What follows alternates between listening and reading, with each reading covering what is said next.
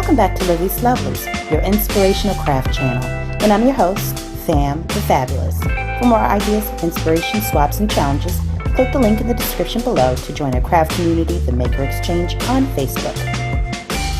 Welcome back, welcome back, welcome back. All right, so today I'm popping on very quickly, probably 5 minutes or less, to share with you a couple of products that I use, a couple of items that I use in order to add dimension to my craft projects.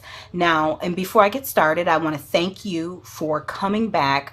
For those of you who are members of the craft community, who are current subscribers, thank you for helping me to grow my channel, reaching my goal of 200. I know it's such a small number, but every person counts, especially because you guys provide such encouraging feedback, and I actually utilize quite a bit of your tips on my own projects. So always, if you have something you want to share with me or with amongst each other, feel free to drop it below in the comments. Now, if you're new to the channel, I will encourage you to go ahead and click the subscribe button so that you'll be notified of future uploads as I put them out there. Now, there'll be anything from project shares, tips, tricks, hacks, hauls, but typically it's, craft projects and paper crafting and project shares, as well as some demos, some product demos and reviews. So all that being said, now that I've got that spiel out the way, let me just show you guys what I came on to show you.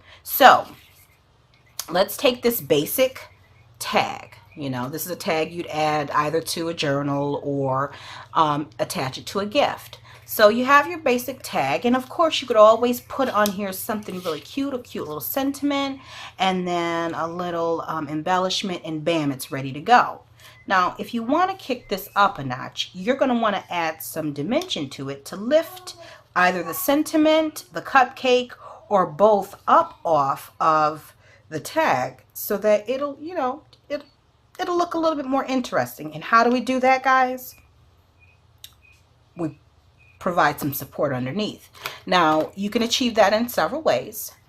You can use foam squares or foam dots, which you can typically purchase at I think it's Dollar Tree has them.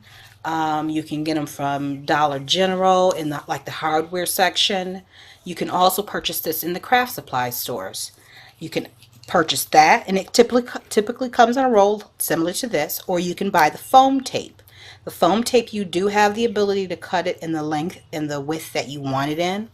It comes on the roll, and it has a, if you can see it, this is the non-sticky side. Let's see if we can get that there. This is the it's like a piece of tape on top of it.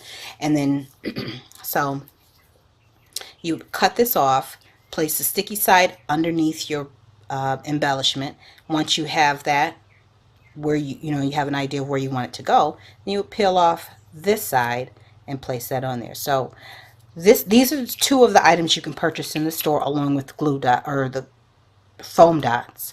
Now, you can also use things that are found around the home, like for instance, this was one of the foam frames that I picked a pack of 5.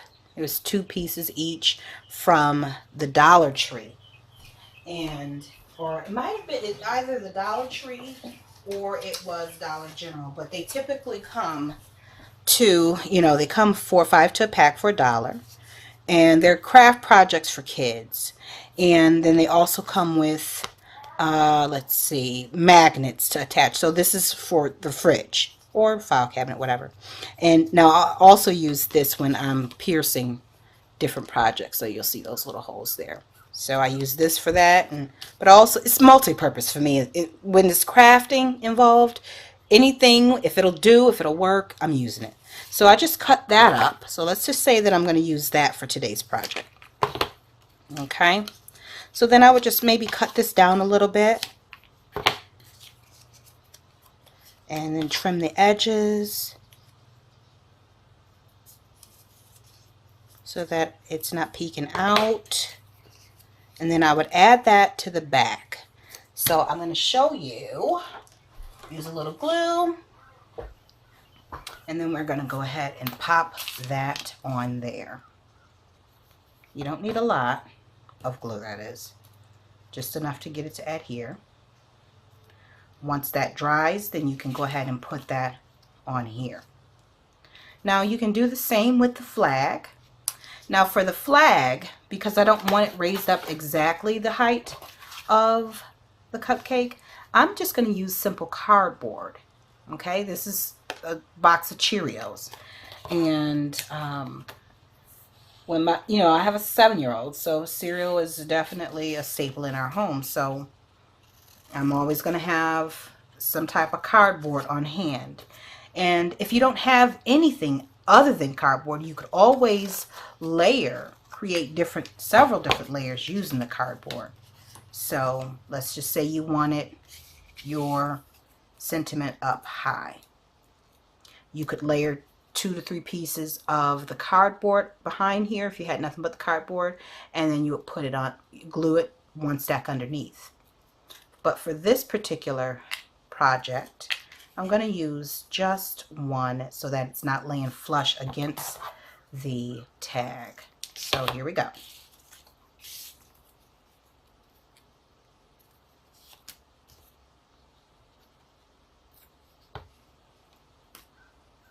No exact science. And then the last item that I'll share with you is the corrugated cardboard. So that's not this is not exactly flat. You can see that it's slightly raised up off of here. I'll go ahead and glue this down. I should have used the other glue, but this will work.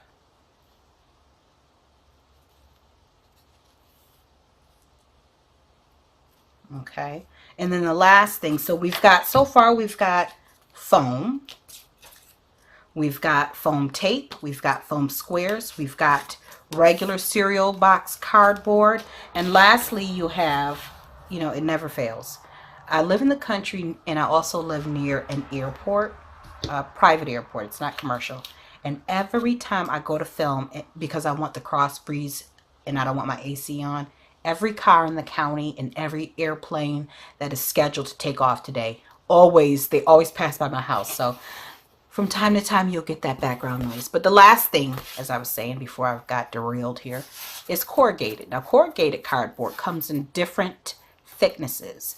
And so one thing you want to keep in mind is how you will be using the product. Now, if you're going to be placing it in the mail, you might not want to necessarily use the foam, this thickness, because it will add thickness to your packaging, which may increase the postage rate, as well as the corrugated, depending on how thick it is. So you have to familiarize yourself with that if in fact you plan on putting it in the mail. But other than that, you are free to get it as thick or as thin as you want it.